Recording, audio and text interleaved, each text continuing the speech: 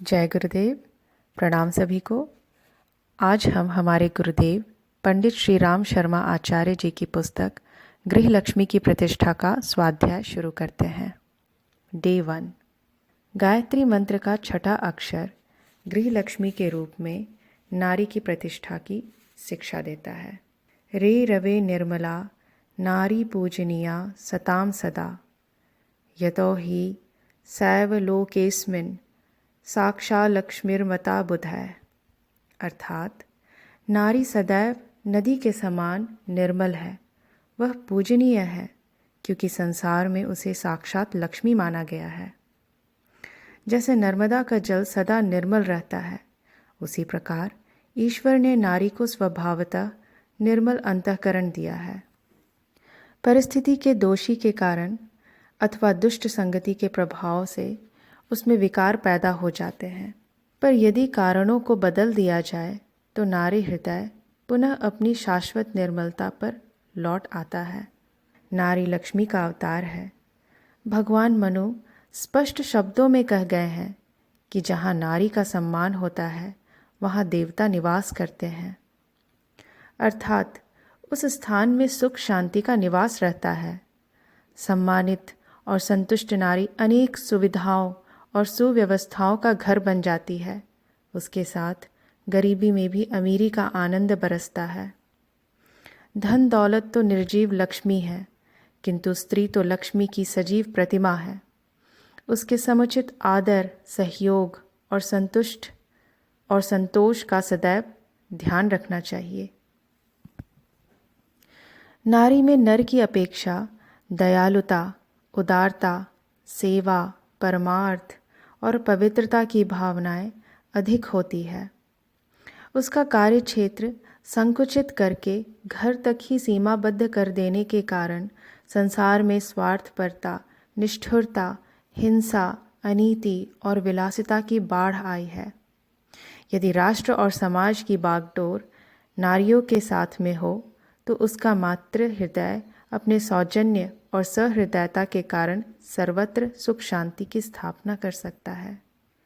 नारी के द्वारा अनंत उपकार और असाधारण सहयोग प्राप्त करने के उपरांत नर का यह पवित्र उत्तरदायित्व हो जाता है कि वह उसे स्वावलंबी, सुशिक्षित, स्वस्थ, प्रसन्न और संतुष्ट बनाने के लिए सदैव प्रयत्नशील रहे।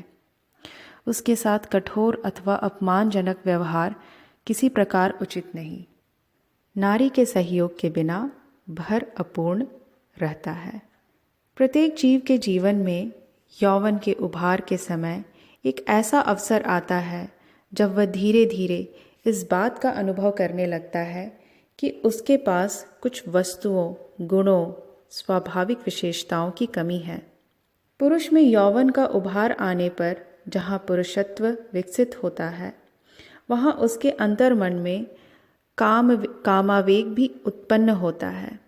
वह किसी पर अधिकार करने के लिए प्रेमोपासना करने लगता है। पुरुष स्त्री की ओर सहज भाव से रस लेने लगता है। उसमें उसे कुछ अजीब आकर्षण प्रतीत होने लगता है। उसके हाव भाव उसे आकर्षक लगते हैं। इसी प्रकार नारी जीवन में भी प्रणय की गुप्त इच्छाएं धीरे धीरे विकसित होने लगती है। अपनी कोमलता, तितिक्षा, कला, लज्जा इत्यादि के कारण वह मनोभावों के आत्मसमर्पण के लिए उन्मुख होती है। वह अपने भेद गुप्त रखने में कुशल होती है, किंतु उसका सहज ज्ञान क्रमशः प्रकट होने लगता है। नारी की ये स्वभावगत विशेषताएं हैं जो समाज का निर्माण करती है। पृथक पृथक स्त्री पुरुष अधूरे और अपूर्ण हैं। यदि स्त्री पुरुष पृथक रहेंगे तो वे समाज के लिए अनुपयोगी, अपरिपक्व, अविकसित रहेंगे। स्त्री और पुरुष दोनों के मिलने से नर नारी की स्वाभाविक अपूर्णता दूर हो जाती है। एक दूसरे की कमी जीवन सहचर प्राप्त करने से ही दूर हो पाती है। जैसे धनात्मक और ऋणात्मक तत्वों के मिलने से विश्व बनता है, वैसे ही स्त्री और पुरुष के मिलने से मनुष्य बनता है यही पूरा मनुष्य समाज के उत्तरदायित्वों को पूरा करता है। विवाह की उपयोगिता। आधुनिक मनोविज्ञान इच्छाओं को पूरा करने का मार्ग दर्शाता है। उनका दमन मानसिक बीमारियां उत्पन्न करता है। इसी से अनेक बार मानसिक नपुंसकता उत्पन्न होती है। मनुष्य के अंतःस्थल में अनेक वासनाएं दबकर अंतःप्रदेश में छिप जाती हैं। इनसे समय समय पर अनेक बेढंग व्यवहार, गाली देने की प्रवृत्ति, स्मरण विस्मरण, पागलपन तथा प्रलाप, हिस्टीरिया आदि अनेक मानसिक व्याधियां उत्पन्न होती हैं। मानसिक व्यापारों में एक विभिन्न प्रकार का संघर्ष चला करता है। मन की अनेक भावनाएं विकसित नहीं हो पाती। मनुष्य शिकायत करने की मनोवृत्ति का शिकार बना रहता है। दूसरे के प्रति वह अनुदार रहता है, उसकी कटु आलोचना किया करता है। अधिक उग्र या असंतोषी, नाराज प्रकृति, तेज स्वभाव का कारण वासनाओं का समुचित विकास एवं परिष्कार न होना ही है। इस प्रकार का जीवन गीता में निंद्य माना गया है।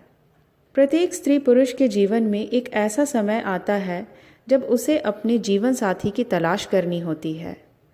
आयु, विचार, भावना स्थिति के अनुसार सद्गृहस्थ के लिए उचित जीवन साथी की तलाश होनी चाहिए। उचित शिक्षा एवं आध्यात्मिक विकास के पश्चात किया हुआ विवाह मनोवैज्ञानिक दृष्टि से ठीक है। आजन्म कौमार्य या ब्रह्मचर्य महान है, उनका फल अमित है, किंतु साधारण स्त्री पुरुषों के लिए यह संभव नहीं है। इससे मन की अनेक कोमल भावनाओं का उचित विकास एवं परिष्कार नहीं हो पाता। वासना को उच्च स्तर एवं उन्नत भूमिका में ले जाने के लिए एक एक सीढ़ी चढ़कर चलना होता है। एक सीढ़ी लांघकर दूसरी पर कूद जाना कुछ इच्छाओं का दमन अवश्य करेगा, जिसके फलस्वरूप मानसिक व्याधि हो सकती है। अतः प्रत्येक सीढ़ी पर पांव रखकर उन्नत जीवन पर पहुंचना ही हमारा लक्ष्य होना चाहिए। एक पिता तथा माता के हृदय में जो नाना प्रकार के स्वर झंकृत होते हैं, उन्हें भुक्त भोगी ही जान सकता है। जो हृदयों के पारस्परिक मिलन से जो मानसिक विकास संभव है, वह पुस्तक के शुष्क अध्ययन से नहीं प्राप्त किया जा सकता। विवाह काम वासना की तृप्ति का साधन मात्र है, ऐसा समझना भयंकर भूल है। वह तो दो आत्माओं, दो मस्तिष्कों, दो हृदयों और साथ साथ दो शरीर के विकास, एक दूसरे में लय होने का मार्ग है। विवाह का मर्म दो आत्माओं का स्वरैक्य है, हृदयों का अनुष्ठान है, प्रेम, सहानुभूति, कोमलता, पवित्र भावनाओं का विकास है। यदि हम चाहते हैं कि पुरुष प्रकृति तथा स्त्री प्रकृति का पूरा पूरा विकास हो, हमारा व्यक्तित्व पूर्ण रूप से खिल सके, तो हमें अनुकूल विचार, बुद्धि, शिक्षा एवं धर्म वाली सहधर्मिणी चुननी चाहिए। उचित वय में विवाहित व्यक्ति आगे चलकर प्रायः सुशील, आज्ञाकारी, प्रसन्नचित्त, सरल, मिलनसार, साफ सुथरे, शांतचित्त, वचन के पक्के, सहानुभूतिपूर्ण, मधुरभाषी, आत्मविश्वासी और दीर्घजीवी पाए जाते हैं।